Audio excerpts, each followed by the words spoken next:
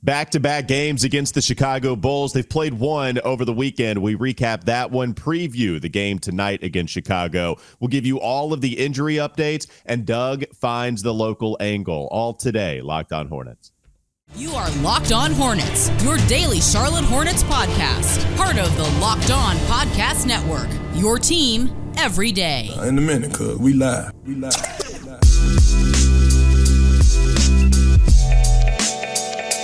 It's Locked On Hornets, part of the Locked On Podcast Network. It's your team every day. Thanks for making us your first listen. We are free and available anywhere you get your podcast. And as always, that includes YouTube. This episode is brought to you by Game Time.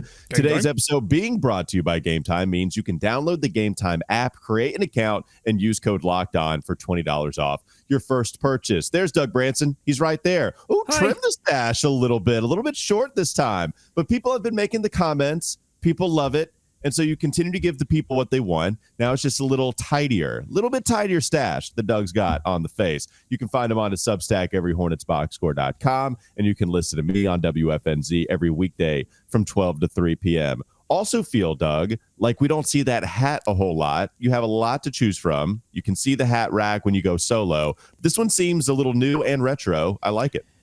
It's not new. I've had this hat a long time, but yeah, there are some deeper cuts that sit on the shelf for a while. And so occasionally, when I'm in a rush, I just pick sort of the one that I see. And then sometimes when I have a little bit more time today, I was able to kind of fish around and get a classic out. And yeah, it's a white hat. It's got the scripty Hornets, old Hornets. Love the script. Yeah, old Hornets Hugo, not new Hornets Hugo. Yeah, I love this hat. It's a great hat. All right. It feels old school. When you play the Bulls, you remember the series against MJ.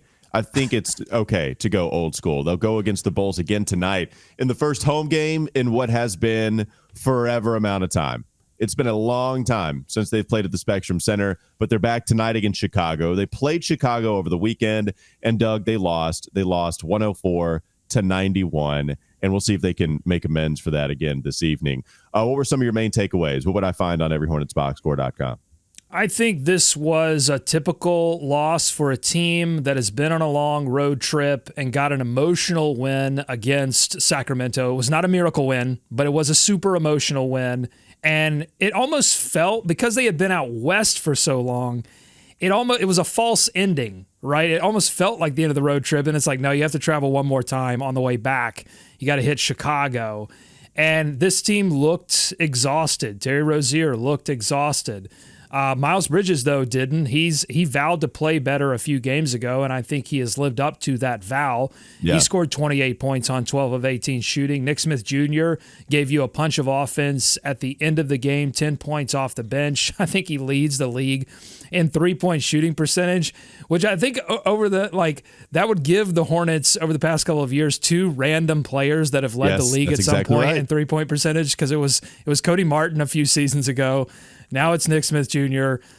So there you go. There's a random stat for you. But look, I mean, the Bulls were getting players back, and they got Nikola Vucevic back. They got Levine back, and they played both those guys off the bench.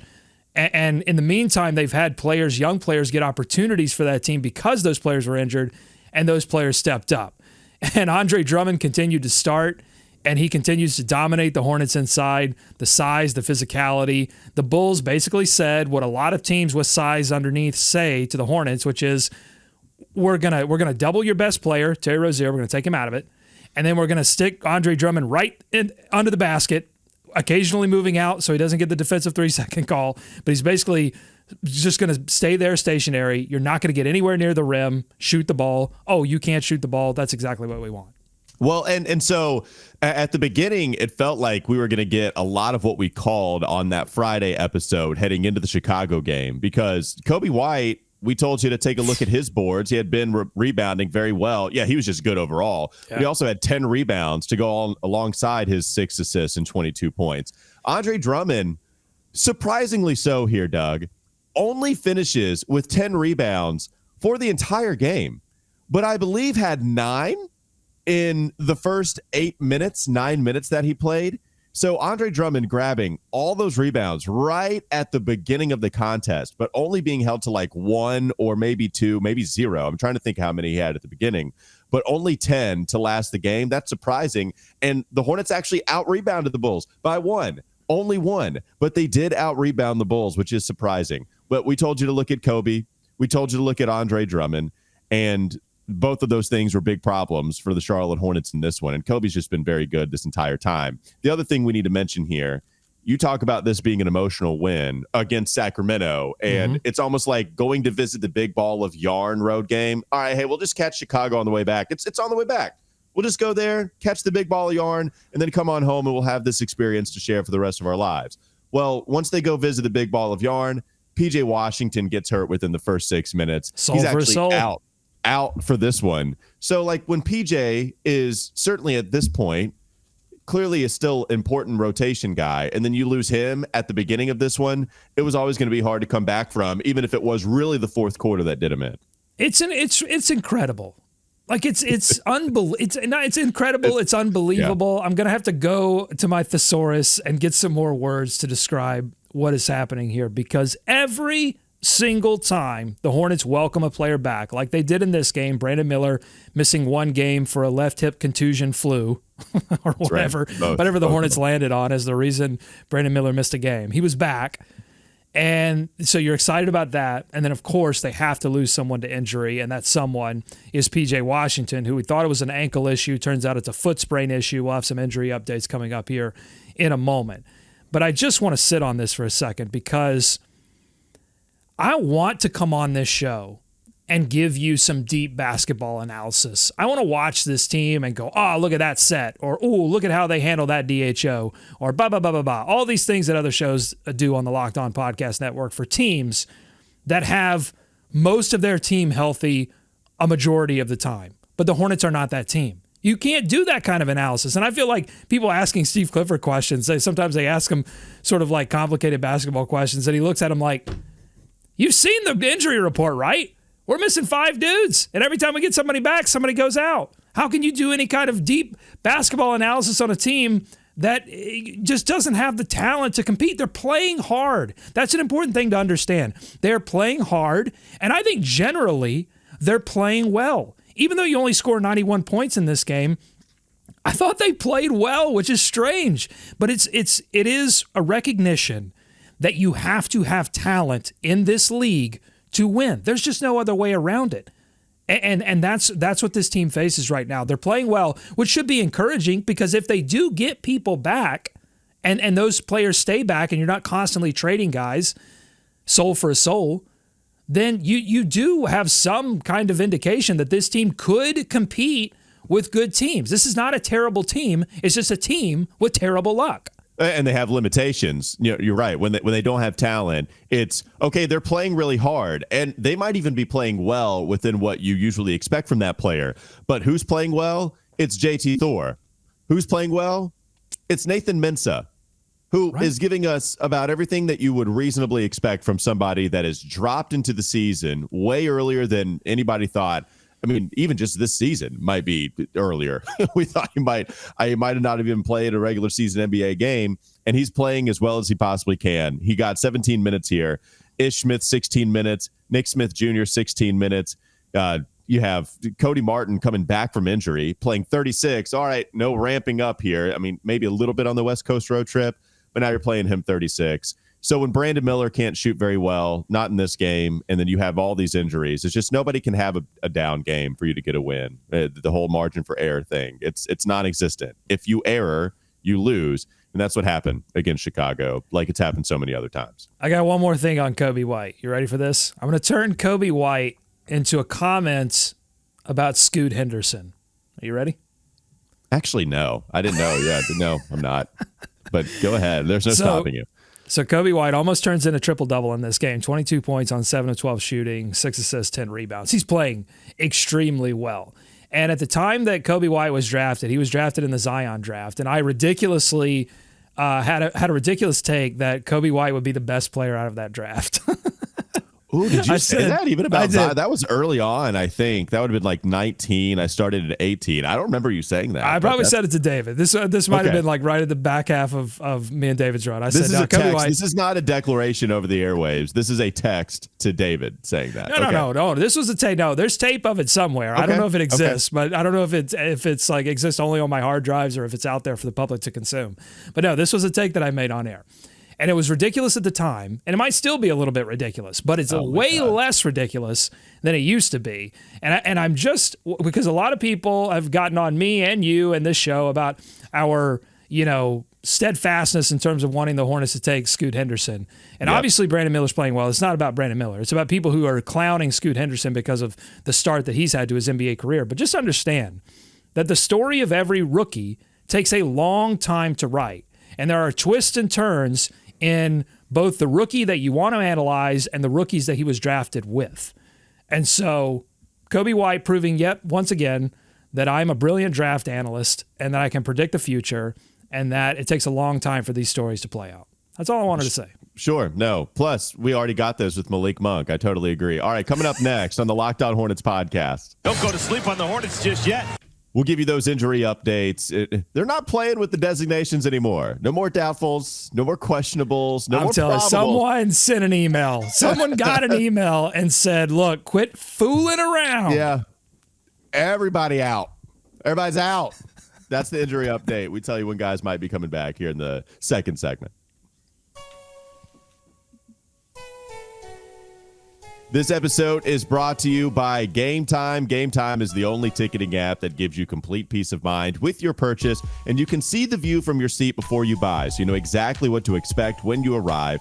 All-in prices show your total up front, so you know you're getting a great deal before you even check out, and you can buy tickets in seconds with just 2 taps. They're obsessed with finding ways to help you save money on tickets, and Game Time has deals on tickets right up to the start of the event, and even an hour after it starts. It's the place to find the last-minute seats. Find exclusive flash deals, sponsored deals on tickets as well for football, basketball, baseball, but not just sporting events, concerts, comedy, theater, even more than that. With zone deals, you pick the section and Game Time picks the seats for big-time savings, and the Game Time guarantee means you'll always get the best price. If you find tickets in the same section and row for less, Game Time will credit you 110% of the difference. Download the Game Time app, create an account, use code LOCKEDON for $20 off your first purchase. Terms apply. Again, create an account, redeem code LOCKEDON, LOCKEDON, for $20 off. Download Game Time today. Last minute tickets, lowest price guaranteed. More Locked On Hornets coming up. All right, Doug, we mentioned it. They're not playing around anymore. Hornets injury update came out yesterday for this game tonight. LaMelo out with the right ankle injury. Gordon Hayward out with the calf injury. Frank Ntilikina out with the tibia injury. Now PJ Washington, no questionable, nothing like that. He's out with the right foot sprain he suffered in this last game against Chicago. And Mark Williams continues to sit out with the lower back contusion after being doubtful for what I think the count was about like 13, 14 in a row is how many times he was listed as doubtful, but never played in any of those doubtful designations. Now the last couple of times that they've reported on his injury, he's just been out, have not given him any other designation. So that's your injury report. Ain't nobody playing, Doug. Well, it's a significant change in their strategy or in their designations, right? Because they did go doubtful for so long. We didn't get an update on Mark Williams that would just mean that he's like out, like, oh, we're going to reevaluate him in such weeks.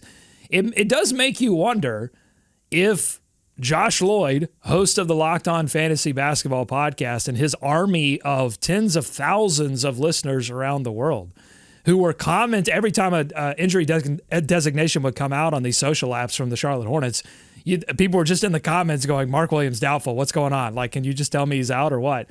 If this eventually migrated its way to Secaucus or New York or wherever, whoever makes these decisions and says like, hey, Charlotte, cut it out.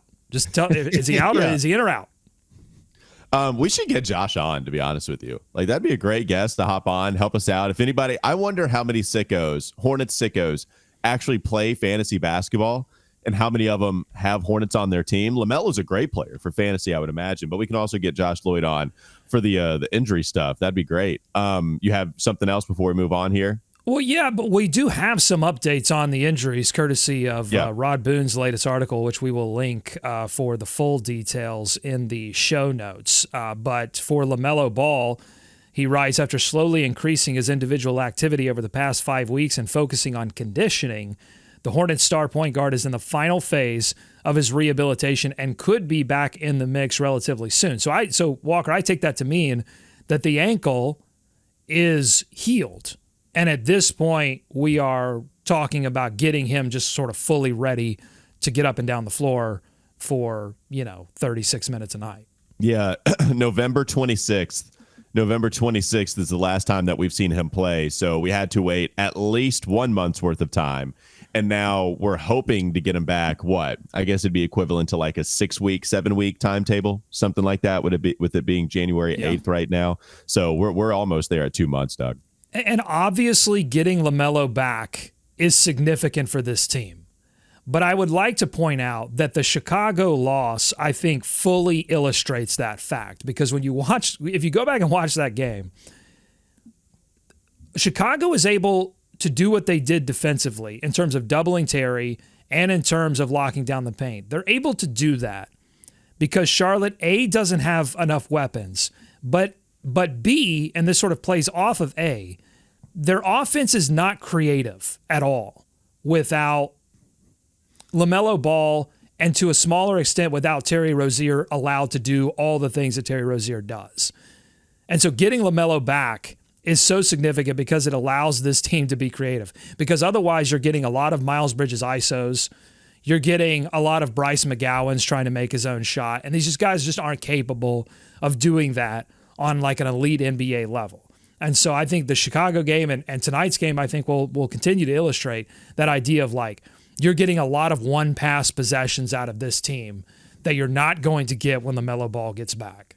Well, yeah, and I mean, when you go Brandon Miller, Terry Rozier, those guys are 2 of 14 from deep, and they're also only 8 of 30 from the field overall. It's going to be really tough to win those games when 2 of your better offensive players, Miles Bridges included, when 2 of those 3, they're not hitting, then that's going to hurt you. And when LaMelo can't get everybody else involved, like nobody else can do it at the LaMelo level. Now, Terry Rozier has been one of the more efficient pick and roll ball handlers in the entire NBA this season. Saw that from NBA University. They tweeted that out. Terry Rozier ranks 8th in that category, which is fantastic. That's not a Terry stat. That's what you would hope to see LaMelo in there, but he's been hurt.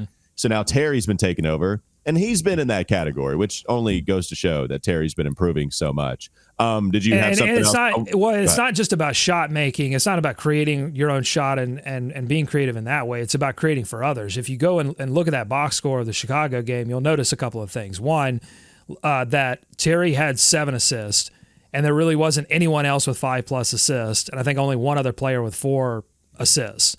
And then you go and look at Chicago, and they're getting 4+ from. They got 6 from DeRozan, and they got 4+ from multiple players, including Zach LaVine off the bench. So you've just got guys that pull attention away, but can also make plays for others. And really, on Charlotte's side, you've got Terry making plays for others, and then everybody else just has to go out and find and hunt their own shot, and they're not good enough to do that. So.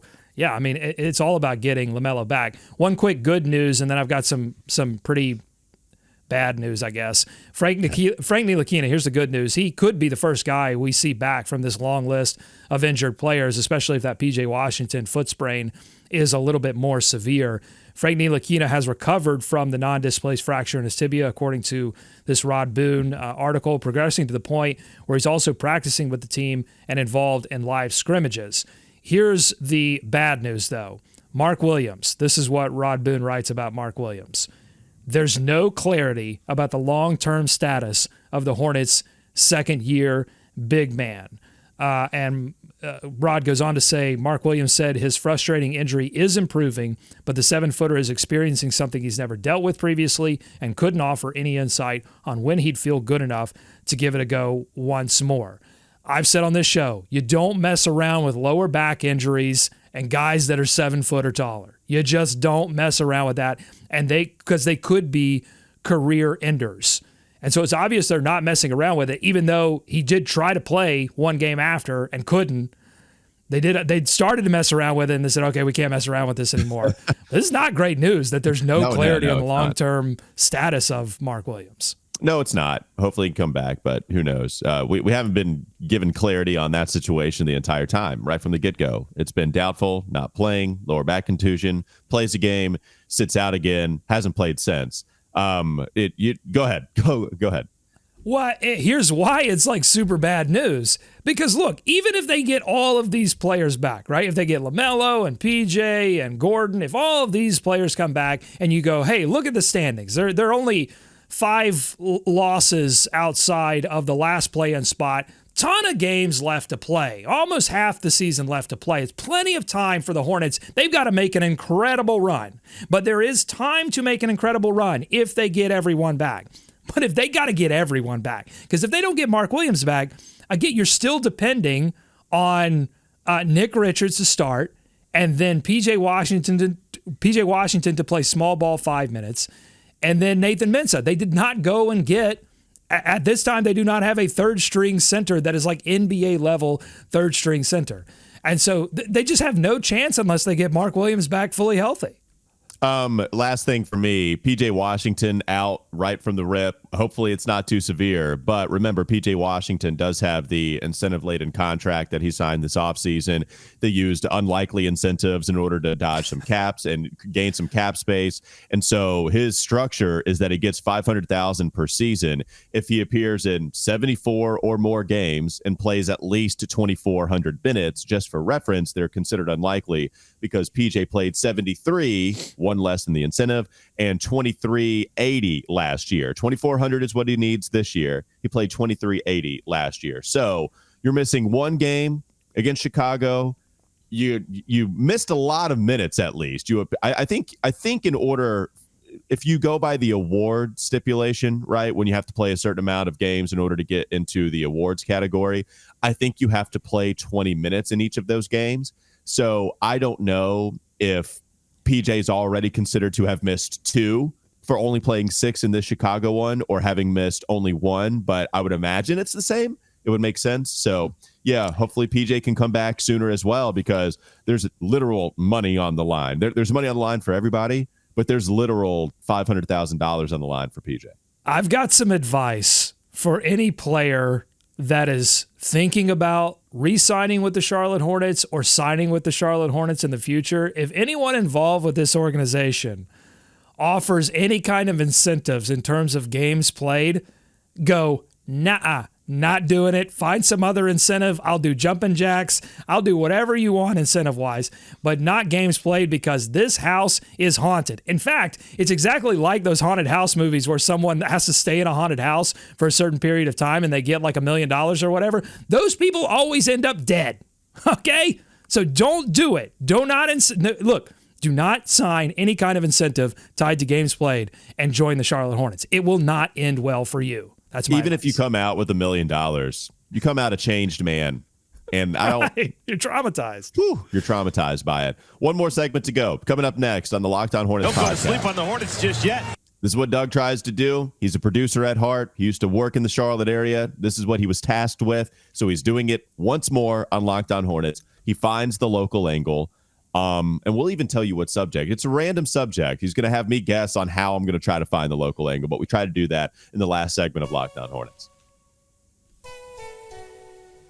This episode is brought to you by FanDuel. The NFL regular season, it's wrapped up. It's done. We're moving on to the postseason, but there's still time to get in on the action in the postseason with FanDuel, America's #1 sportsbook. Right now, new customers get $150 in bonus bets guaranteed when you place a $5 bet. That's $150 in bonus bets, win or lose. And the app is so easy to use. There are so many different ways to bet, like live same-game parlays. You can find bets in the new Explore tab. We just explored that, I think, when we did Bet the Buzz. You can make a parlay in the Parlay Hub, the best way to find popular parlays, and even more than that.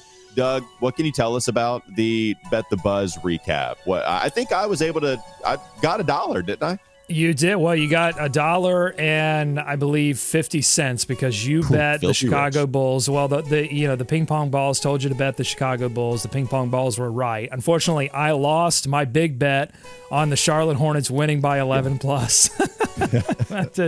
Yeah. I should have. If I'd have gone the blowout the other way, I think I would have won. Yeah, 91 to 104. Yeah, I would have won. So, all right, well, so what are you gonna do? It's back, though. At least it's back. And we have a winner this time. At least one of us is victorious. Visit FanDuel.com/LockedOn. Make your first bet a layup. FanDuel, the official partner of the NFL. More Locked On Hornets coming up. Doug, we gave you the injury updates. I know you have some contract updates for the people, too. Why don't you inform the listeners of what's going on? Yeah, the Hornets were up against a deadline late last week to guarantee the contracts of 3 players they have on the roster. One of those being a guy we talked about last segment, Frank Ntilikina, and the other 2 being Ish Smith and JT Thor. And that deadline passed without any news, so I'm going to assume that they have guaranteed the contracts of all 3 of those players, which also guarantees those roster spots being held. So they're obviously... they want to see what they can get with Frank Ntilikina. He was injured, by the way, in a preseason game, so they have not seen him all season long, but they stick with him. So I think that means he's going to be back sooner rather than later. Are you surprised by the other 2 names, Ish Smith, JT Thor, that they guaranteed those contracts?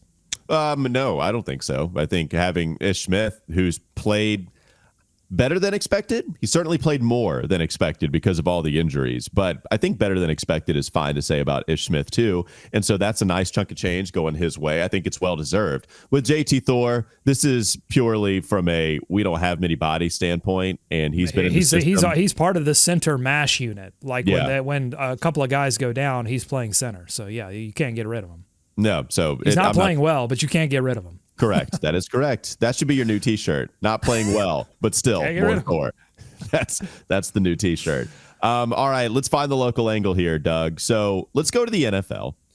And actually, David Tepper did this a little bit. David Tepper, the man who does not want to relinquish 1 ounce of control, actually did so when he hired an agency to help him on his next coaching search. So that will be very interesting to see. He's also going to look for a new GM. Scott Fitterer got canned this morning. So, Sorry about that. Some Panthers updates. It's okay. I forgive you. We'll find the local angle on Washington, too. The Commanders, Josh Harris, the Commanders owner, actually hires Bob Myers. Yes, the same Bob Myers that used to run the Golden State Warriors for so many years before turning ESPN NBA analyst. Josh Harris hires Bob Myers to run the Commanders' head coaching search. Find the local angle, Doug. What's going on? Well, I would like you to guess. I think would be a fun game. Can you guess where? Because this is a little odd. Sometimes I went with the Cam Newton thing, and that was a little bit, I think, obvious where I took that with the Hornets angle. But here you have Josh Harris, who does own. There are some NBA ties back to this NFL story, right? You've got Josh Harris, who also owns a piece of, if not the majority of, the Philadelphia 76ers. You've got Bob Myers, who is the GM of the Golden State Warriors and also an NBA commentator in this story. But how am I going to pull this back to a Charlotte Hornets story? What do you think? Yeah, I don't know. So if it maybe Mitch Kupchak, but I don't know why you would ask Mitch Kupchak. I know you are not the biggest fan, and the coaching search, you're just going back to a retread with Steve Clifford. Is it consulting Mitch Kupchak on who he wants to hire and then not hiring that person? Is that the local angle? I don't know. Well, I think there are 2 things, and Mitch Kupchak is involved in one that I'll get to in just a moment.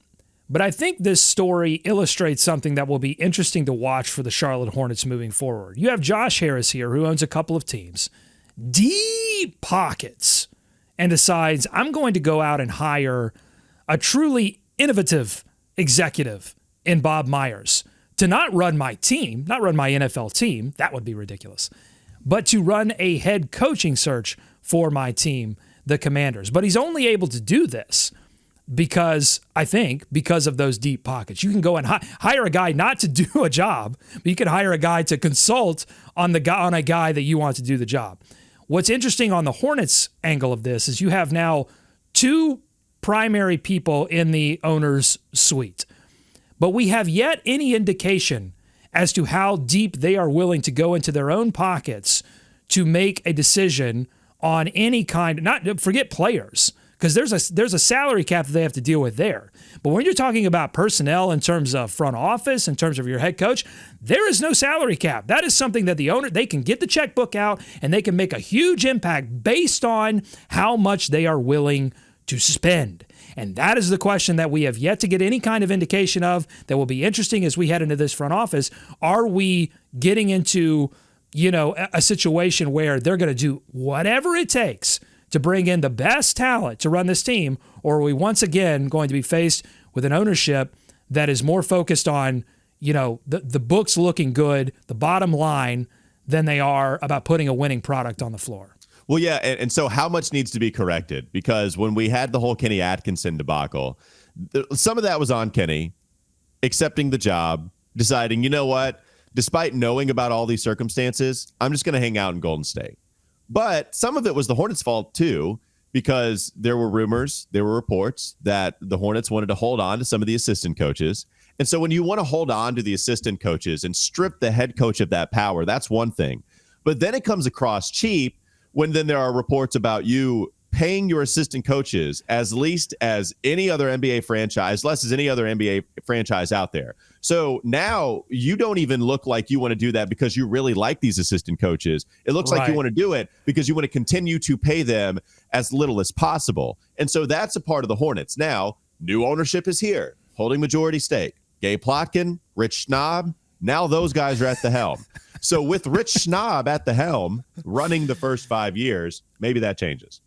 Yeah, and on the Kenny Atkinson thing, if the team was saying, hey, we'd like to keep these assistant coaches so that we don't have to pay them and your assistant coaches, I think it's a pretty good bet that MJ and company weren't backing up a Brinks truck to Kenny Atkinson's driveway and offering him, some enormous sum. That's the thing. Like, if you wanted Kenny Atkinson to for sure be your coach and you wanted there to be no problems getting him in, there was an amount of money. There was an offer that he couldn't refuse, and he did not get that offer. So that's all I'm saying here. And also the Bob Myers name is a name that has been floated by a lot of commenters in our YouTube and people like, hey, why don't they go after Bob Myers? Well, it's easy to say. It's a lot harder when you got to open up the checkbook and figure out how to make that happen. The other Mitch Kupchak piece of this is it just makes me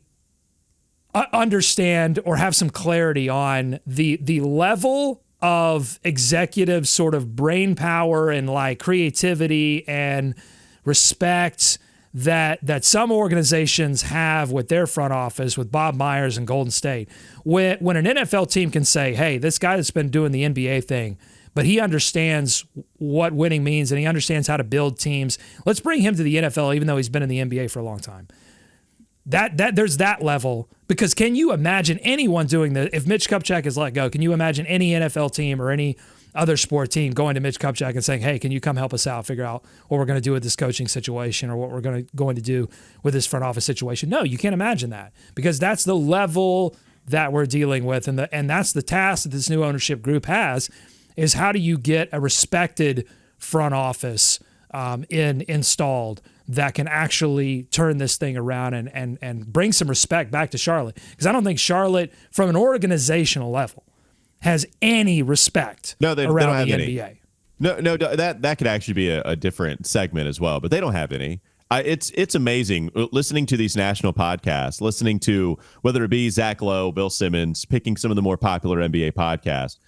When they go to a bad example, they do exactly what Jason Tatum did. They always go to the same 2 or 3 teams, and every time Charlotte is included. It's hilarious. In a painful, I hurt kind of way. Like when you go to, it's not like they're playing some, bad basketball team. Like they're not playing Charlotte or they're not playing Detroit or anything like that. Charlotte's mentioned every single time. You're right. Even in the subconscious, even at the back of everyone's mind who has to speak about this league on a national scale or even local scale to somewhere else, they bring up the Hornets for that example. No respect. Don't get no respect. And look, you can wheel out J. Cole and you can wheel out Eric Church and all these celebrity owners that own some portion of the team. None of that matters. None of that matters to fans. Yeah.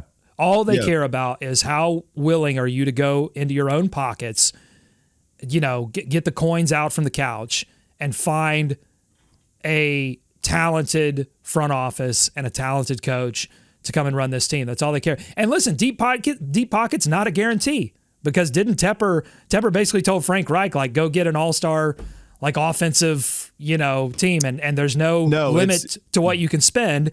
And we all saw how that turned out in Panther Way. So it's not a guarantee, but if you try to go cheap, that is a guarantee that it ain't going to work out. Well, I mean, and that's what Bobby Marks talked about when we had him on, right? We played that soundbite here. When you're a new owner, what do you want in a new owner outside of deep pockets? It's like, well, and he said, hey, money isn't everything. It means a lot. And Bobby put an emphasis on it. Yes, you have to have it. It's important not to have a cheap owner, because that's where you see a lot of these guys. David Tepper, awful owner in the NFL, awful owner in all of North American sports. But it's not because he's cheap. That's the local angle, is when we talk about David Tepper, he is somebody that did take advantage of no cap on coaching salaries. That's how you're able to get Avero as the defensive coordinator. That's how you're able to get a bunch of head coaches. And so, they're not going to do that. They don't have the David Tepper money there with the Hornets organization, but maybe spend some. Oh yeah. And also just undergo a good decision-making process, because that matters too, especially when you don't have a $20 billion net worth like David Tepper does. Don't throw drinks on anyone. And, there are a couple of things that, this new ownership group could learn from the Tepper experience. But first impressions matter. First moves matter. We have yet to see this new ownership group make a move, whether it be to move someone out of the organization, but I think more importantly, hire someone in. And what does that first move indicate about how willing they are to spend to turn this thing around? That will be very interesting to watch. Yeah, new owner syndrome. A little scary. Sometimes it works, sometimes it doesn't, but it will at least be something that they do. New owner syndrome, at least it will be something of the do something thing that we've wanted them to do for quite some time. That'll do it for Locked On Hornets. Thanks for making us your first listen of the week. Make sure you check us out anywhere you get your podcast, including YouTube. Go read everyhornetsboxscore.com. Doug Branson, the curator of such Substack. You can also listen to me on WFNZ, Sports Radio 92.7 FM, every weekday from 12 to 3 on Wes and Walker. Have a great rest of your day. We'll be back with you tomorrow to recap the second Bulls game in a row.